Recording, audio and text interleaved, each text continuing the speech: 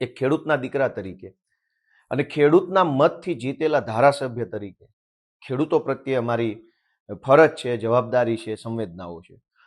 અને એટલે મને જાણવા મળ્યા પ્રમાણે હળદર ગામની અંદર બોટાદની પોલીસે જે કંઈ પણ નુકસાન કર્યું છે, ગ્રામજનોના ઘરમાં ઘૂસીને તોડફોડો કરી છે, કોઈના ઘરનું કંઈક, કોઈના ઘરનું કંઈક, કોઈને નાનું નુકસાન, કોઈને મોટું નુકસાન, અનેક ઘરોની અંદર તોડફોડ કરવામાં આવી છે. દિવાળીનો સમય છે, તહેવાર આવે છે, નાનો માણસ હોય, ગરીબ ખેડૂત હોય અને એના ઘરમાં આવી સમસ્યા બને તો એ બહુ મોટી મુશ્કેલી સર્જે છે. ત્યારે ખેડૂતોના મતથી ચૂંટાયેલા ધારાસભ્ય તરીકે મને એવું યોગ્ય લાગે છે કે મારે એ હળદર ગામના જે કાંઈ ખેડૂતો છે એમને ઉપયોગી બનવું છે. મેં નક્કી કર્યું છે કે ધારાસભ્ય તરીકે મને મળતા એક પગારની હું આ જે કંઈ હળદર ગામની અંદર જે ખેડૂતોના ઘરમાં તોડફોડ થઈ છે એને ઉપયોગી બનવા માટે હું એક પગાર આપીશ.